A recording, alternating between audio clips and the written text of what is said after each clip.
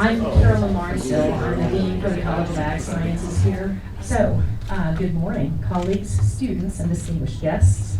It's my distinct honor and privilege to introduce Dr. Geoffrey Hawtin. Dr. Hawtin is here today to celebrate with us the incredible achievement he and Dr. Carrie Fowler achieved for, and I quote, their extraordinary leadership in preserving and protecting the world's heritage of crop biodiversity and mobilizing this critical resource to defend against threats to global food security. They were honored last fall, 2024, with the World Food Prize by the World Food Prize Foundation for their establishment of the Svalbard Global Seed Vault with the country of Norway in 2008.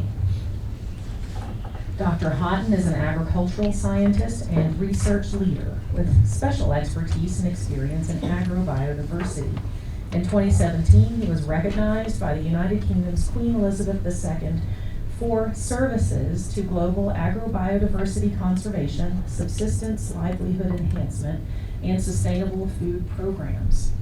Dr. Hawtin is currently a member of the executive board of the Crop Trust, the world's only international organization solely focused on securing crop diversity and gene banks so that researchers, breeders, and farmers can access and use these genetic resources in perpetuity.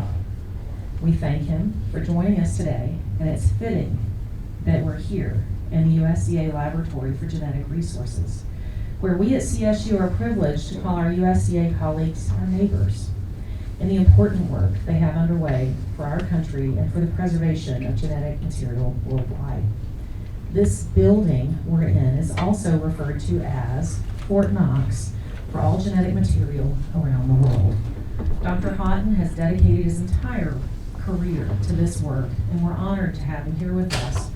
I believe this is the first time a World Food Prize laureate has visited Colorado. Please welcome him.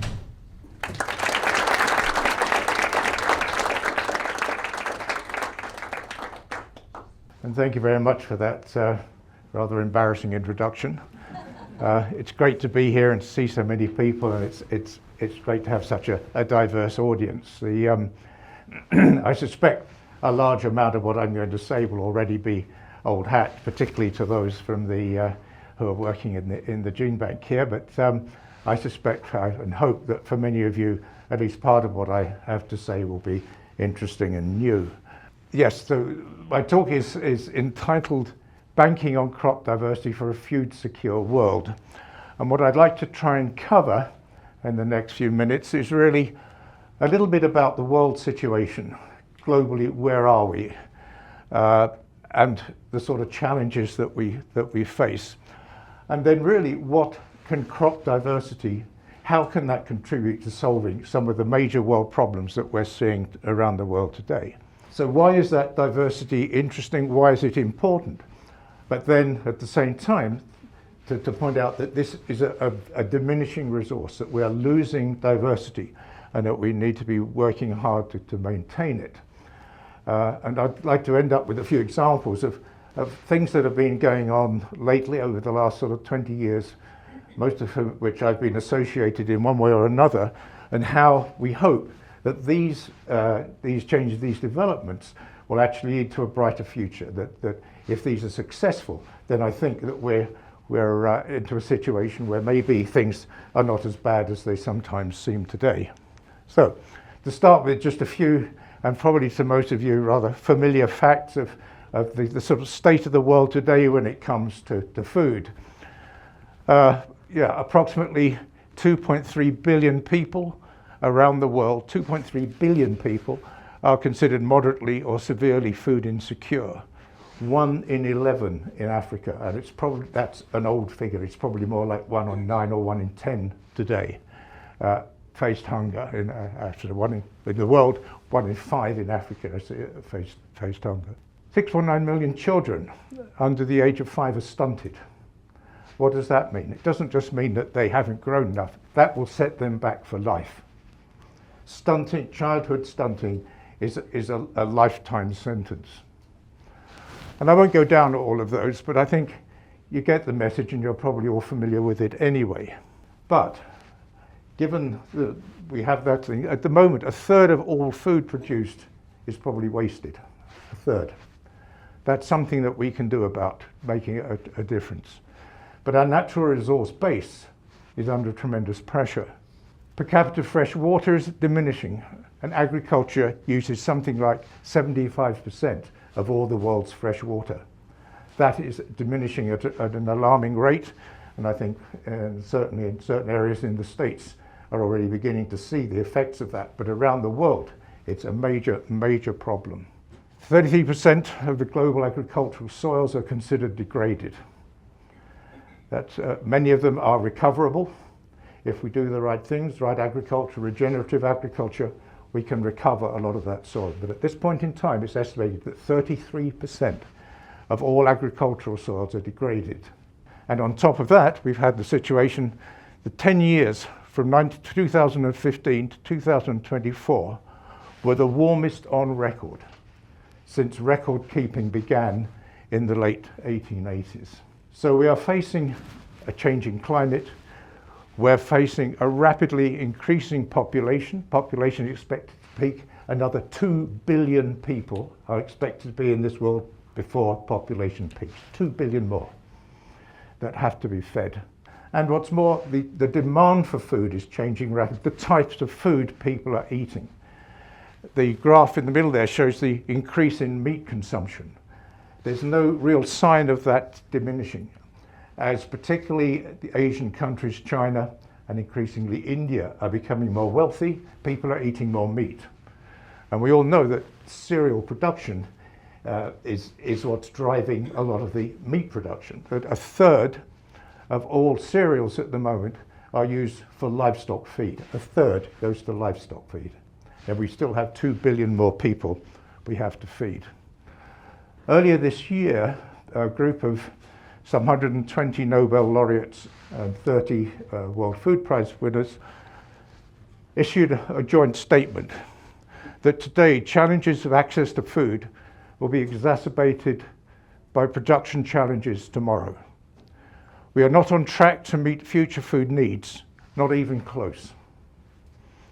While much can and needs to be done to improve the flow of food to those in need, and likewise the ability of people to buy food, food production and accessibility must rise sharply and sustainably by mid-century, particularly where hunger and malnutrition are most severe. This was a call to arms that also proposed a number of things that needed to be done, and particularly channeling more finances into the whole issue of how we are going to feed the world of the future. So having set the scene, what's that got to do, what's genetic diversity, crop diversity got to do with all that? Well, diversity in many ways is at the heart of the solutions to the challenges that I presented. Diverse agriculture, diverse cropping systems, and of course animal systems likewise, underpin productive, stable, and resilient farming systems. And increasingly, resilience is going to have to be more and more at the forefront of agriculturalist minds. There's a growing evidence that diverse diets help promote human health. Dietary diversity is extremely important. The diversity, in many cases, has a very important historical, cultural heritage value. And we know sort of things like sea savers organizations that are very popular here, but also a lot of indigenous communities and so on put a very high value on their own indigenous and traditional crops. But what I'm going to concentrate on mostly here is actually the role of crop diversity as a source of traits for plant breeding, producing new varieties that are higher, more stable yields, that have greater pest and disease resistance, improved nutritional and processing qualities, perhaps have better adaptation to high temperatures, drought, waterlogging, salinity, etc. Make better use of nutrients and water, and increasingly varieties that will produce less greenhouse gas emissions or will increase carbon sequestration is becoming a very important aspect of agriculture in many parts of the world. And of course, greater resilience to extreme weather conditions that increasingly we are seeing extreme weather events having an impact on agriculture. These and many other things. We can breed varieties and come up with new crops that are able to address many of these issues. But to do so, we do need the genetic diversity. And what do we mean when we're talking about genetic diversity? Genetic diversity is the whole range of genetic variability that will occur within a crop, for example, within wheat, including not only the land races, some of which have been sort of bred, they can trace their ancestry back hundreds of years, and of course wheat itself goes back some 10 or 12,000 years. It's also the wild relatives. The wild relatives of these crops are increasingly valuable as a source of genes, as a source of traits for breeding the sort of varieties that I mentioned there, whether it's drought resistance or disease resistance, pest tolerance, and the like. So crop wild relatives and land races, two major sources of genetic diversity for agriculture. But also there's commercial varieties that have already had an input. And we heard today that every year some several hundred varieties that have been bred, have been protected, are now in the public domain. So that genetic variability is now becoming available for other plant breeders to use. It's no longer locked up through intellectual property legislation, but now it's in the public domain. Another great source of new genes, genetic variability. Perhaps a bit of a digression to my own, a bit of a personal story here. How did I get involved in this whole thing, and why do I see it as important? Well, I started my career in the early 1970s, I think it was 1973, when I went to Lebanon to start a plant breeding program on food legumes. That's lentils, chickpeas, broad beans, peas, leguminous crops. High in protein, very good for the environment. But it was a program that covered the whole of the West Asia, North Africa region, from Morocco to Pakistan, from Turkey to Ethiopia. And as a young, essentially postdoc, I had to set up breeding programs for these crops. So how do you start a breeding program? Well, of course, number one is you need genetic variability. You cannot breed unless you've got differences which you can exploit and bring together and mix and match and so on. So the first thing I had to do was to do a lot of plant collecting. So I collected in many different countries throughout that region in the early mid-1970s. And we collect that material, we put it into a cold store, a cold room in the Bekaa Valley in Lebanon. Well, in 1975, 1976, civil war broke out. And immediately this material was clearly under threat. So we had to move it, and we shifted this material, I think it was like eight different locations before we finally got it to Aleppo. And we're talking here some 20, 30,000 different seed samples along roads that were mined, in my case under gunfire, but we got this material out. Why did we essentially risk our lives? Because we realized that this material was not only the basis of new varieties that could have a potentially big impact on the region, but also that in many cases this was material that could be lost for the future. Collecting in Afghanistan in the mid-70s was becoming very clear that we probably weren't going to be able to collect for very much longer in Afghanistan. So this material was unique, potentially very valuable, had an immediate value as a plant breeder, but frankly a long-term value as well, that we might not find it useful now, but some of those genes could be extremely useful in 20, 30 years' time.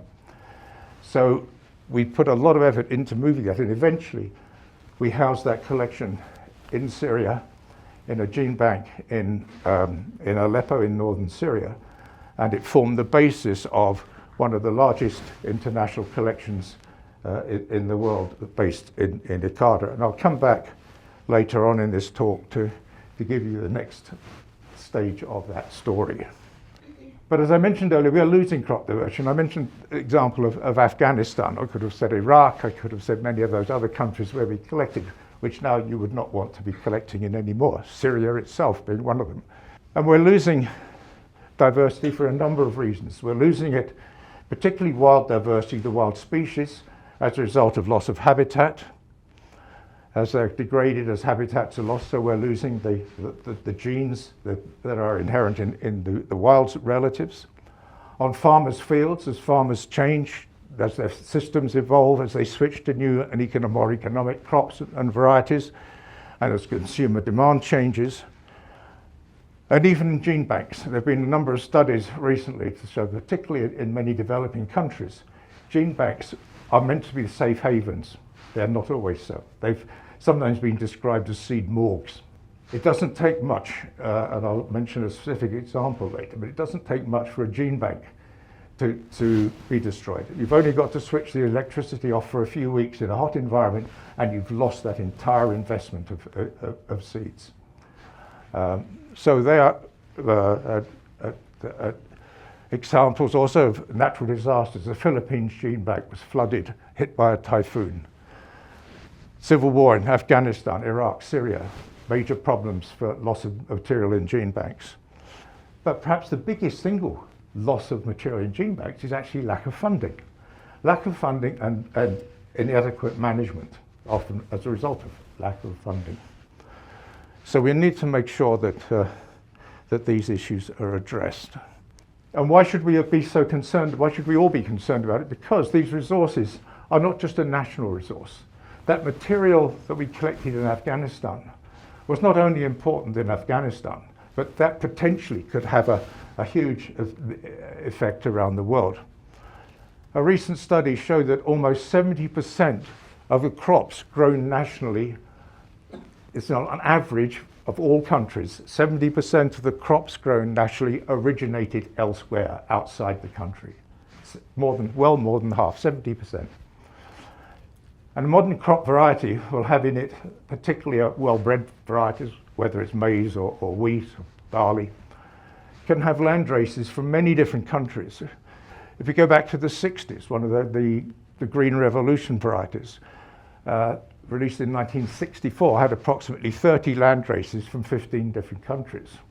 Well, by the 1980s, wheat varieties were coming up with more than 3,000 crosses between 51 parents from 26 countries in 5 continents. All of that material was actually sifted, combined, selected, and went into the creation of a single variety that had itself an enormous impact on production. So, quickly, how are we going to conserve it? It's incredibly valuable, we're losing it, and there are a number of ways that we can conserve it. One, if it's crop wild relatives, particularly, we're talking about in situ conservation. We're talking about wild areas, we're talking about protected, we're talking about national parks, we're talking about farming systems that incorporate set aside areas and so on for crop wild relatives. On farm, working with farmers to maintain their traditional varieties. Another extremely important aspect of conserving this genetic variability for the future. But what I want to talk about here particularly is ex situ germplasm, ex situ conservation in gene banks, and of course a variety of different gene banks. What we're seeing here is a seed gene bank. Extremely important, and most of my remarks will relate to seed gene banks. But also some plants will not store well as seed. They have to be maintained in field gene banks, in actually plants growing out in the field, or in vitro, in tissue culture, in cryopreservation, and we've seen the cryopreservation facilities here. But increasingly also in other forms as well, as pollen, lyophilized seeds and the like. And increasingly what's becoming important with modern biotechnology is not just the physical material, but it's the information about it, and the storage of genomic sequences, for example, is in many ways as important as maintaining the physical material in terms of knowing what you've got, what genes are doing, and what genes you need to be looking for. So why is ex situ conservation critical? We've talked about in situ conservation, we've talked about on-farm conservation, but in many cases they have not been successful, and there's a lot of examples where materials are no longer to be found in farmers' fields, increasingly in the wild, but can only be found in gene banks. Gene banks are the final repository for many of these different land races and varieties. It provides a safety net for reintroduction. If things are lost in the field, you can go back to seed stores, grow it out, increase it, and reintroduce. And there have been a number of good examples where gene banks have served exactly that purpose. In Aceh, following the tsunami, for example, Erie was able to reintroduce a lot of the local rice varieties from its gene bank. And of course, ex situ conservation provides a ready, accessible, known, and often, and hopefully usually, documented source of genes for the sort of plant breeding I was referring to earlier. And people say, well, why is it important? Well, if you as a breeder, every time you had to go out and collect new material from the field, obviously that's a non-starter, far too expensive. And as I pointed out, it worked well when you're starting a new program. I would not have wanted or have been able to go out every year to collect the new varieties I needed. They had to come from ex situ sources.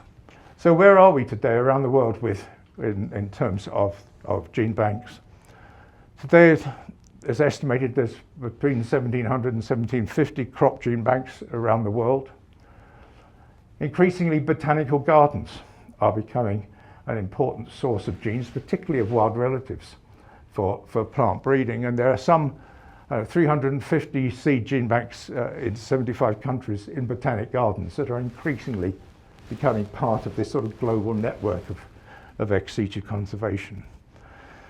It's estimated that approximately 5.8 million samples, unique samples, and there's a lot of duplication, of course, going on, but it's estimated some 5.8 million samples are held globally under either medium-term or long-term storage. Medium-term being about 5 degrees, long-term generally -18, -20 degrees cold storage. And what's the breakdown look like there? A lot of that 5.8 million we don't have a lot of data on, but for about 4 million accessions for which we have reasonably good data, we reckon about 35% are farmers' varieties or land races collected from the field. About 18% are crop wild relatives and other wild species. The 1% wild food plants, which is an area I think is going to be of increasing interest. And 46% represent improved varieties, cultivars that have been released and so on. So although that's the largest group would be improved varieties that find their way back into gene banks, but it's really the wild species and the farmers' varieties which are generally proving to provide the most interesting genetic variability for plant breeding. And down the bottom of those, I hope you can see the slide at the back, but it's showing that about 41% of those 4 million are cereals, 12% pulses, 9% forages, going down to about 2% roots and tubers. Why roots and tubers being so low? It's not that they're not important, it's that they're much more difficult to conserve. You can conserve wheat, you can conserve maize, you can conserve barley relatively easily as a seed sample. Many of the roots and tubers are clonally propagated, and they're much more difficult and much more expensive to conserve, and to do so reliably requires, generally speaking, cryopreservation. Just a few examples here of the international gene banks which I've been associated with in one way or another for most of my working life. There's the total around about 760,000 accessions are maintained in about 35 different collections. Every year, approximately 100,000 samples are distributed from these gene banks to plant breeders, to other scientists and users. 100,000 a year, that's freely available and distributed globally. I won't go down all of those, but some of the larger connections you can see there. Wheat and rice, the two big ones. Wheat, approximately 196,000 accessions maintained in the collections of CIMMYT, which is a research state international center in Mexico, and ICADA, which is the International Center for Dry Areas in the Middle East. Rice, nearly 150,000 accessions, different accessions of rice, held between mainly the IRRI, the International Rice Research Institute in the Philippines, and Africa Rice in West Africa. And in addition to that, there's a growing interest in microbes, and particularly at the moment rhizobia, but a growing interest in looking at other soil microbes and conserving them ex situ for study as well. So that's, if you like, the importance and where we are today with genetic diversity and gene banking. When I was the director of an institute in Rome, the International Plant Genetic Resources Institute, in the late 90s, I got a call from an African gene bank saying that they were running out of money. Could we send them $5,000 for them to be able to maintain their electricity supply? $5,000. For $5,000, if we hadn't sent it, they could have lost their entire collection within a matter of weeks. So of course we managed to get some money together and send it. But that exemplified so many of the situation that many of these smaller national gene banks, particularly in Africa and parts of Asia and Latin America, were facing. It wasn't large amounts of money that were needed. It was reliable money that had to come in every year. At the same time in the 90s, the CGIR gene banks, the ones that I referred to in an earlier slide, were also running out of money. Money was becoming tight. Donors were increasingly putting money into projects where they could see short-term returns. Putting money into long-term investment like a gene bank was considered, was becoming unfashionable. And many of the gene banks were coming under a lot of financial pressure. So at that time, I said, well, what should we do about that? And to me, at that time, the obvious answer was to build an endowment. Because an endowment, okay, takes a long time to build, but it gives reliable funding. Every year you can take off money from that endowment, which is exactly what's needed for gene banks. So that led then to the Crop Trust, the Global Crop Diversity Trust, Crop Trust, which was founded in 2004, essentially to fund the global system of genetic resources in perpetuity. The idea was long-term thinking, which very much bucked the trend at the time. The endowment fund currently is about $350 million, an offtake of around about $9 million a year, which is good, but no, not nearly enough. We need more.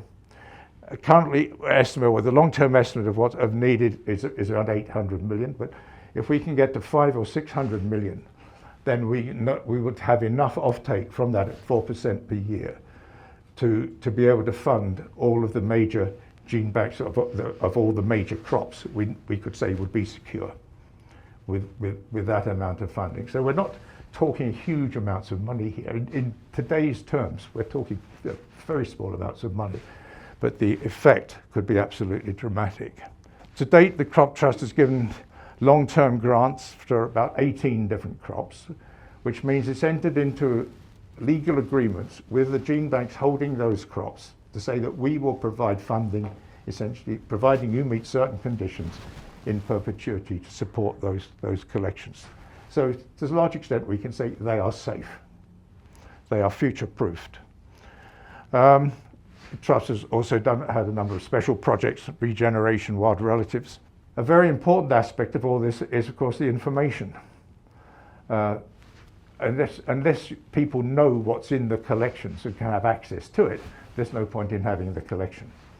So that GRIN Global, built on the GRIN system here, but made available for gene banks around the world, is extremely important. And Genesis, which again has been, the work here has been very much associated and important to building the whole gene genesis system, which provides an entry point to the world's collections around the world. And Chris, you can probably tell us more about that if there are any questions about Genesis later.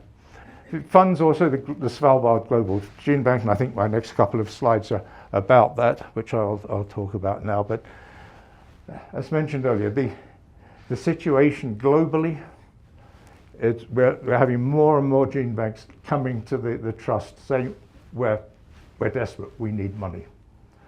And it's around the world. I'm hearing here funding is an issue.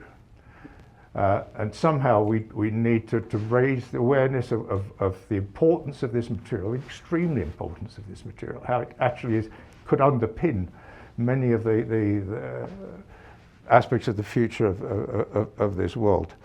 But it will need financial support. So a few words about the Global Seed Vault. Some of you probably will have heard of it. This is a gene bank, a seed vault, it's not really a gene bank, built with support of the Norwegian government, with financial support from the Crop Trust as well. On Spitsbergen is, I don't know if you can see the island here, the North Pole is about here.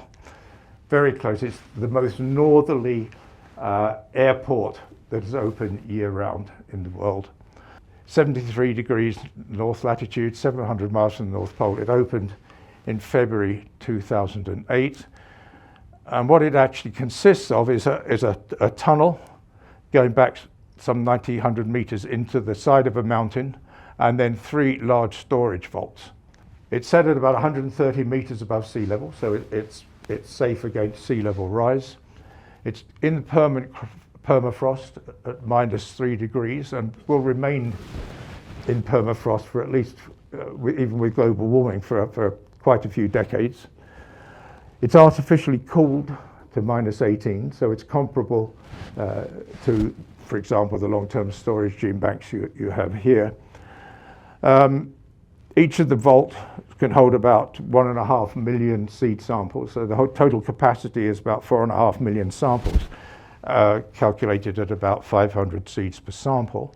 It's estimated that of all the world's plant genetic resources, the 4 million or 5 million, whatever, accessions held around the world, some 35% of that has been safely duplicated in a second location. Now, the converse of that, of course, is that 65% hasn't been, which means that that's very much at risk.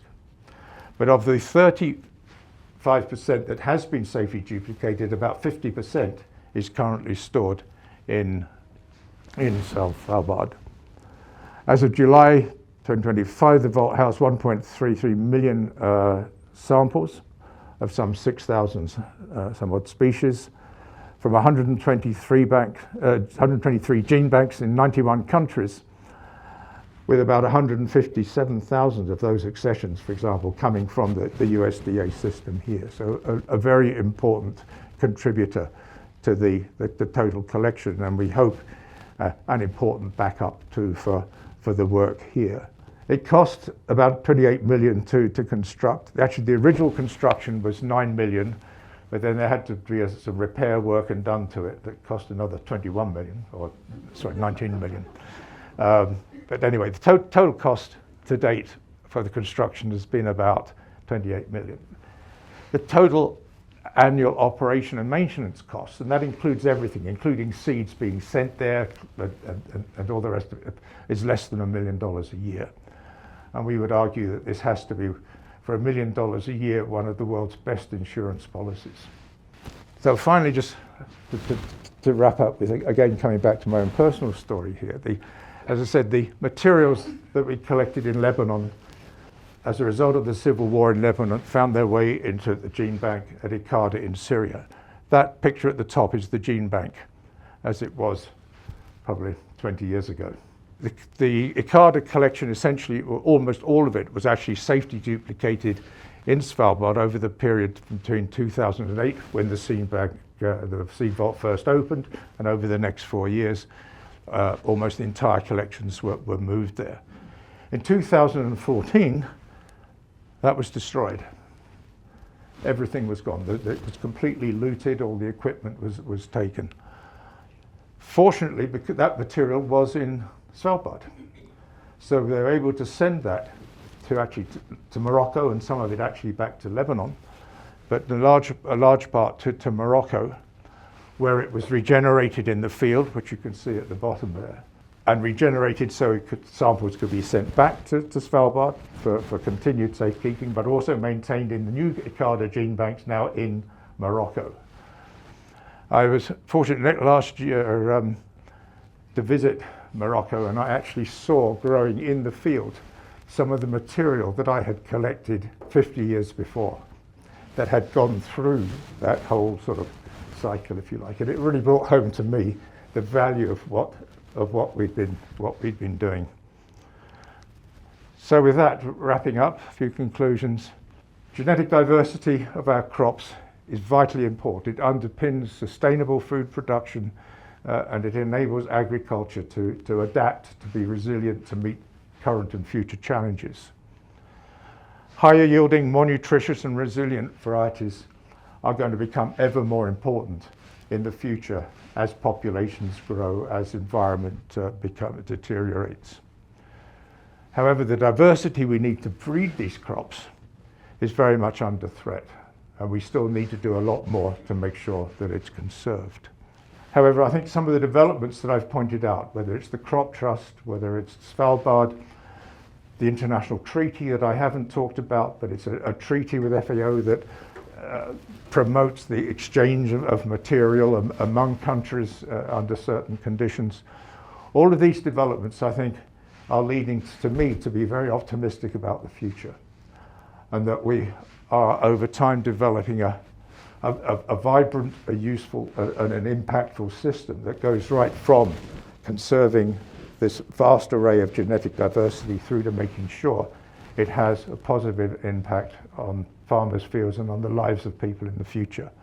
But unless we succeed, we will impoverish future generations. But I think we will succeed. I'm extremely hopeful that if we can, but we need to raise awareness of this, we need to raise resources for this. But if we're successful in doing so, I think we can be sure that our children and our grandchildren will be able to eat. With that, thank you for your attention.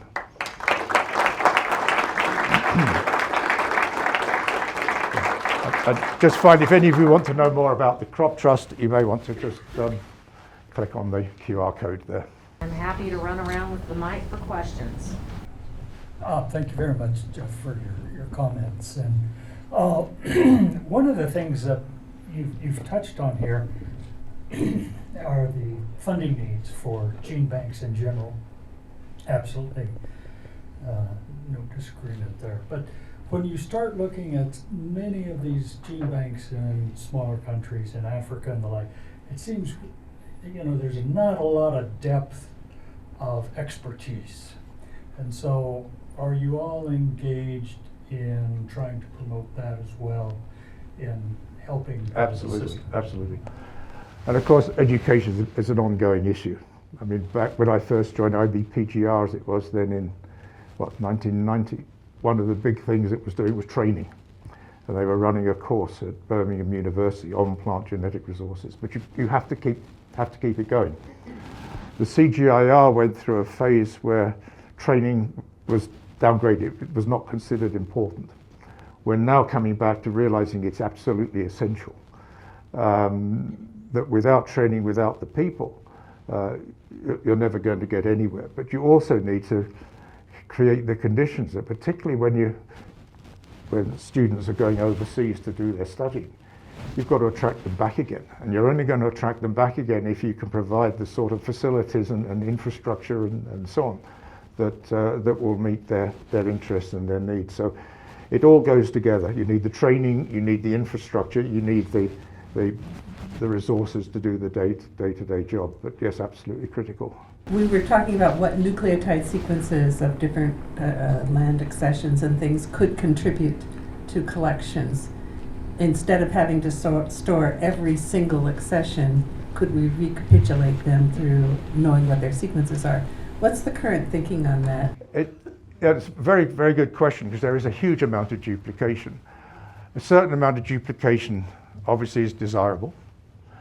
For crops that are difficult to transport across borders, for example, it may be better to maintain your own sort of smaller collections, even if it's duplicated, just because of the problems of moving material from phytosanitary conditions and so on. For a lot of seed collections, the cost of storing is very low, and the cost of trying to identify duplicates to make sure they really are duplicates can be hardly worth it. Right? So it depends on the crop. For clonal crops, for crops that are expensive to conserve, absolutely, it's worth investing a lot to try and make sure you have a minimum amount of duplication necessary. As we get more genomic information about crops for other reasons for use, then we may be able to piggyback on that data to say, well, okay, these really are the same and we don't need to keep them.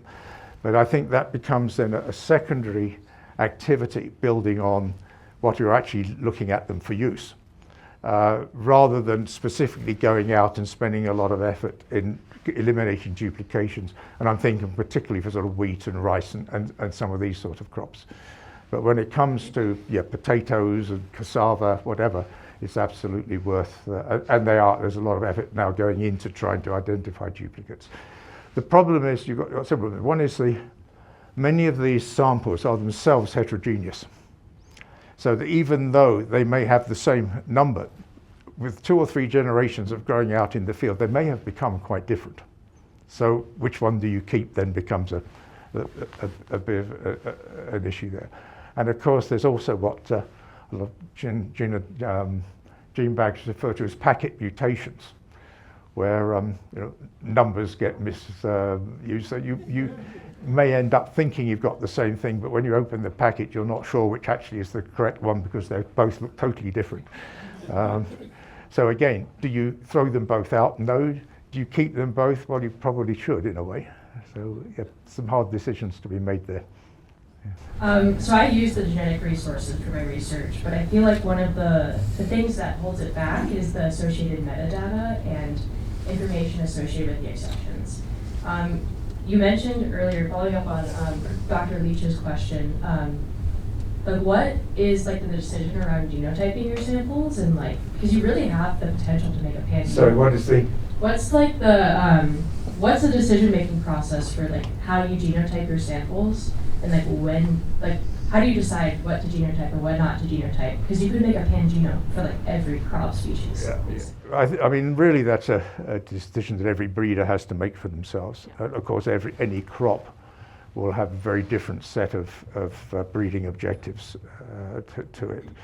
Increasingly, sort of just broad, full genome analyses are being done, and of course, with the price coming down, that's going to, over the next few years, going to become more and more common. So, hopefully, the more we can start doing genome-wide association studies and all these sorts of things, hopefully that will then give us a much better lead into what are the genes behind the traits that we want. But the starting point has to be what traits, and the starting point for that, at least for a lot of the breeding programs that I've been associated with in developing countries, means going out and talking to farmers, and particularly women farmers, and asking them, what is it you need?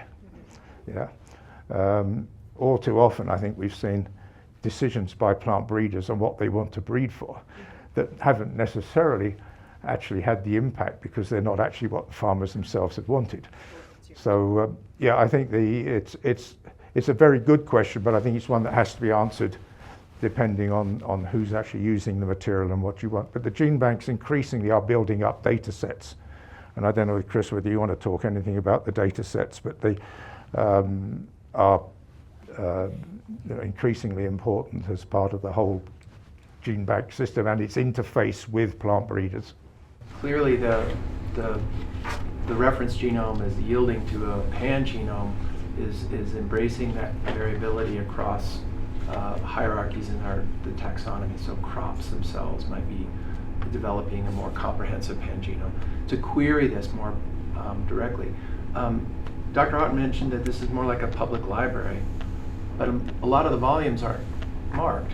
We don't have a Dewey Decimal System, for every volume, and so we're starting to build that, but it's going to take some coordinated effort. And there are consortiums. The Ag Biodata Consortium is developing standards for the very metadata you're talking about, so that these kinds of data are formatted in a way that can be reused, researched, analyzed, and sort of keep to what are called the fair data principles.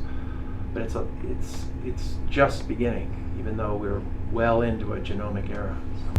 I guess following up on that and shifting direction a little bit, each of us individually has a different ability to benefit financially from germplasm, right? And that's impacted how we can move things across borders. And I'm curious about your thoughts around material transfer agreements, how germplasm is moved, whether those that benefit the most financially from all that you've done are also supporting what you're doing. Yeah. Very often without which it wouldn't have happened, but it's required all sorts of other things. So cause and effect, measuring impact and relating that to a particular collecting mission or something is obviously extremely difficult. But I think there's a lot of stories to be told there that I think will there's been a lot of studies looking at the value of gene banks. But of course, from an economic point of view, it's almost impossible to put a future value on material. You can look sort of historically and say, well, if the Green Revolution hadn't happened and that was built on varieties, what would be? But it's all what ifs. Some of I think the better studies show sort of the global increase in agriculture. I mean, if you take UK, they're saying that probably 25 to 30% of the increase in agricultural yields have been due to plant breeding. Right?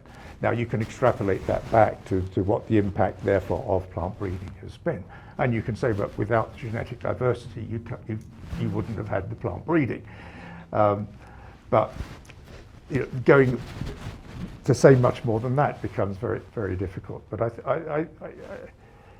some of those are quite powerful arguments, even just to be able to go that far. And recent examples, I think we as CGIR and think others, we've relied an awful lot on the Green Revolution. Well, that happened 70 years ago. We need to show that this is relevant today. Yeah. All right, 2 questions. Have we collected enough, or do we still need to continue? And then secondly, what's your sense of how well wild germplasm is being used in breeding programs? I know oftentimes breeders are reluctant to incorporate that material. Yeah, no, two very good questions. I would say in terms of the collections, no, there's a lot to be done. I mentioned botanic gardens, and I think that is actually a very interesting route to looking at. And there's studies being done at the moment just looking at the extent of genetic variability of wild relatives being maintained in botanic garden gene banks around the world. But I still think that's probably just scratching the surface, even of major crops like wheat. So yes, a lot of collecting to be done, and of course of the more minor crops, even more. But the more minor crops, we even need to collect the crops themselves at this point. That's probably priority number 1 before they disappear. But definitely high priority on collecting wild relatives. How much are they being used? Well, I think we're seeing it over the last 5 to 10 years. I think I've seen a dramatic increase in interest in the use of wild relatives, and the startup, particularly if some of the sort of CG centres now are having major programs looking at wild relatives and the use. The problem, or one of the key problems there, is that there's a market failure. There's a huge amount of work trying to transfer genes from wild relatives into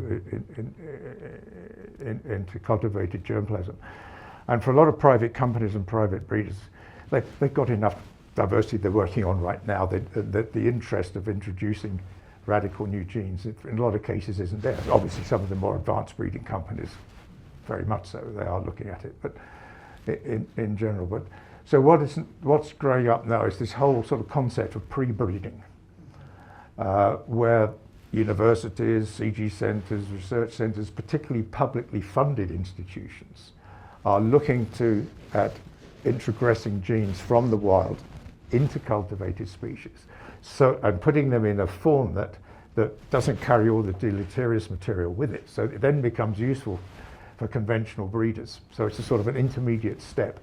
And I would say over the last 5-10 years, the increase in interest in pre-breeding if you like, has grown dramatically, and that's directly to make use of material from wild relatives. So I think it's an area that is expanding, I think, fairly rapidly at the moment. So my first question is, what's the role of private sector and the seed companies involved with the gene bank, and how is the to and fro relationship working? And my second question is more on a thought process, and I saw one of your pictures standing in the field in Lebanon from years back, and that must be the time when you conceived such a big and overwhelming idea. So I wanted to know from your life experience, when you had that idea, what was the thought process, and how did you proceed, and how did you jump onto it and work through it? That's the second question. Thank you so much. Yeah, it's an interesting. It's funny. I think gene banks, the major gene banks we're talking about, really need public funding of some sort or another. I mean, it could come from private sources, but they are a public resource that needs to interact with. I mean, a lot of private companies have their own collections anyway, and that's sufficient for their immediate needs over the next few years. But sooner or later, most breeding companies will be calling on germplasm from elsewhere. At the moment, that of course is freely available. So, you know, to some extent, one could argue there's a bit of a moral imperative to put something back into that system. It's as a free good. But I think it also comes back to this idea of data sharing and so on. That I think there's a huge area where, and we're already seeing it. I mean, I was at SEAT for several years, and increasing interest from private sector in getting hold of the materials, even though they had every right just to ask it, and we would have provided it. But in growing interest in actually working together at the scientific level, looking at that material together, so that they, you know, and I think the sort of partnerships there are extremely important. And of course, you know, there's a lot of discussion about sort of pre-competitive research and so on, and I think that's an area that needs a lot more attention. But I think there are a lot of areas that would be of interest, would certainly are of interest to the private sector as well as public sector. So they overlap a fair amount. Your second question was more of the thought process when you conceived this idea of crop trust. Yeah. How did you proceed? How did you jump onto it? It wasn't. The ideas really came from those two sources. One was the sort of the focal point of the gene banks in the CG system, and they would all be complaining to me like mad that they need more money. And then I'd get, you know, like the phone call I got from an African gene bank saying that. So it became, you know, and then the idea, well, an endowment fund was clear. But then putting that together was a very interesting exercise, because at the time we thought, well, it should be under the CGIR, they will run it, and so on. As a number of NGO groups very skeptical of CGR and its influence are saying, well, if you put it under the CGR, I said, we're going to label it the Biopiracy Fund. So that would kill it. Right? No way. And they said, well, what you should do is put it under FAO, put it under international waters. So we said that, and we went to some of the key donors, USAID, UK, and so on, and said, look, if we put this under FAO, what do you think? They said, that's fine. They said, but we won't fund it. You know, we don't trust FAO to handle a large endowment fund. So in the end, we had to set it up as an independent agency. So we had to go through the whole process of setting it up as an international organization in its own right, which means you have to get a number of countries to sign off on it and so on, to give it a legal personality internationally. But we also then had to set up a rather complicated arrangement on the board so that the CGIR centres felt involved, they have a place on the board, that FAO and so on have a place on the board, that donors and somehow have a voice in the system. So in order to sort of create the trust that was needed for gene banks to work with us on the one hand and for donors to put money in on the other, it became a fairly, rather than as complex governance system. But it was an interesting exercise putting it together. But a lot of support from gene banks, a lot of support from many major donor agencies, and USAID was one of the lead ones involved in that.